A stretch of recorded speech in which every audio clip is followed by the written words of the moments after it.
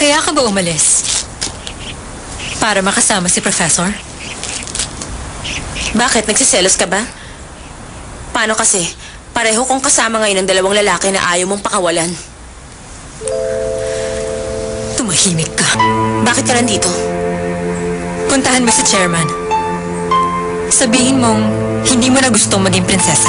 Ikaw mismo ang magsabi nun. Anong problema?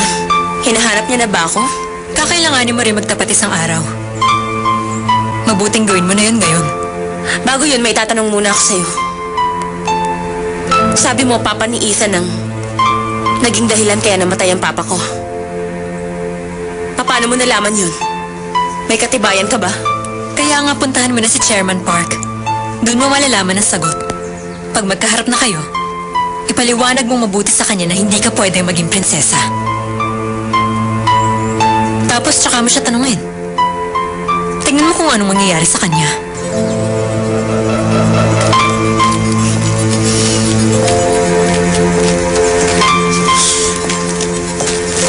Tapos na ba kayo?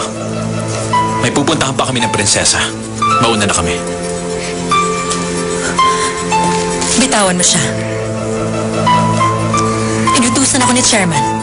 Nadalhin siya sa palasyo. Sabihin mo sa kanya, ako na lang ang magdadala sa kanya ron. Bakit naman ako magsisinungaling? Hindi yung kasinungalingan. Talagang dadaling ko ron ang prinsesa. Tayo na.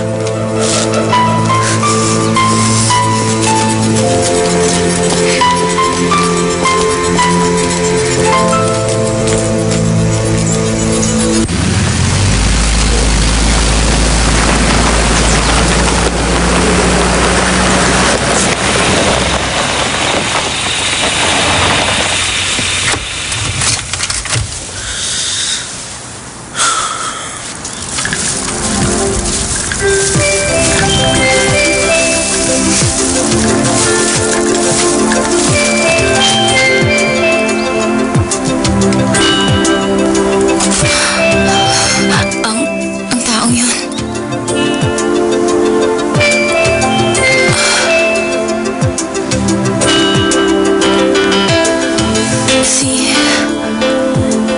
Sino?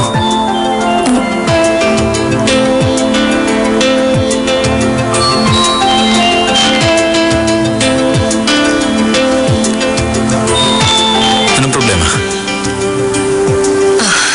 Wala naman. Ethan, anong lugar ba to? Ito? Lugar ito na maraming alaala. Tayo na.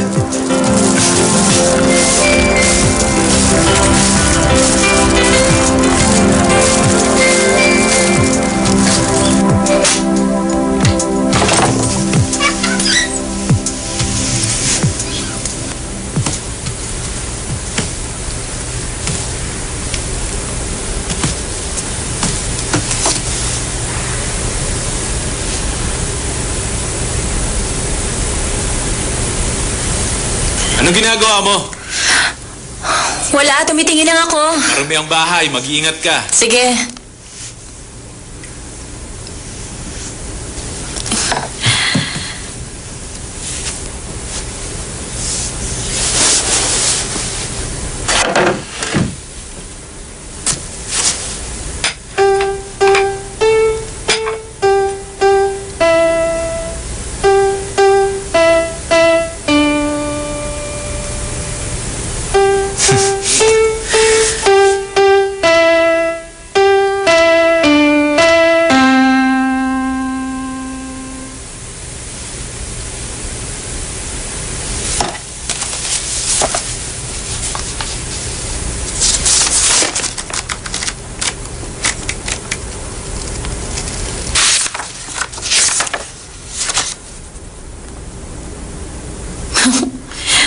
Bakit may sticker siya ng mga prinsesa? Lizelle! Liga na! Bababa na!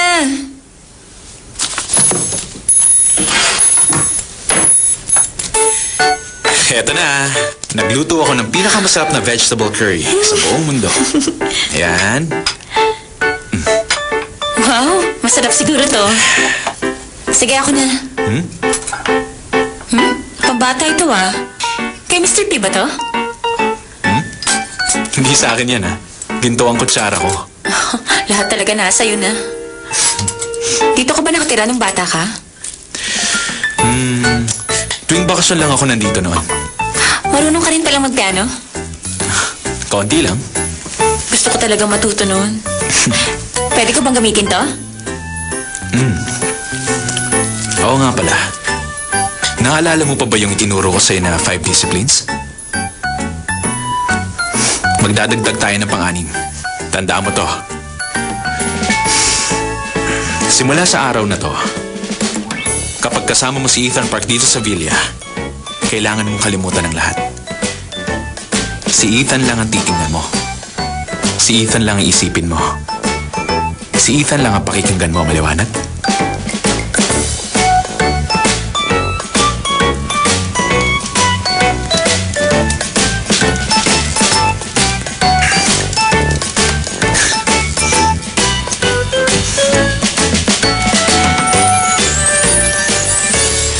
Kapag nagsabi ka ng pwede bang dumantay sa balikat mo, basta ganun, patay ka sa akin. Kala mo naman siya. Minsan nga ikaw, gusto ko ang pakiramdam na nasusunog ng kahoy. Para narinig ko nang sinabi mo yon. At sino naman nagsasabi no? Kalokohan lang yon. Si Jordan Namba? Ay, nako. Aray! Isipin mo nga yung sinasabi mo, wala namang kasing kwenta. Tama ako. O, hindi ba? Tama ako? Mukhang ikaw ang kailangan palaging sinasaktan niya. Hindi nga.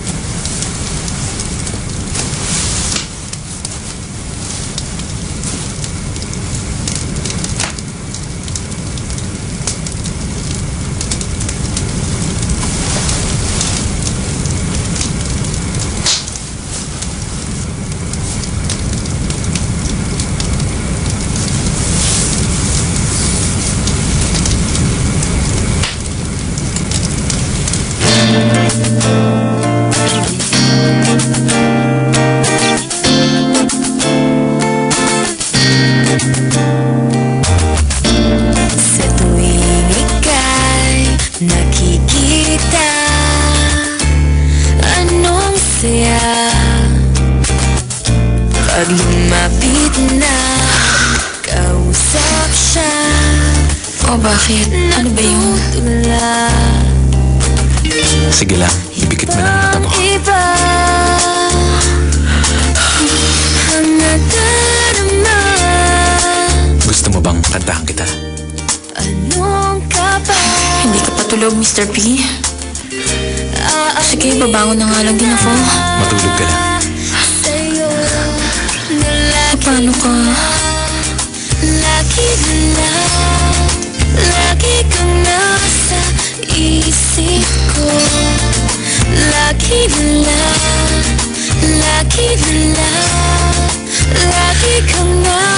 Kung titingnan ko ang mata mo ngayon, iyong hindi talaga ako makakatulog. hayaan na masaktan. Asahan mo, di magbabago hanggang kailan. Ibang-iba ang nadarama. Lizelle? Anong Lizelle! ba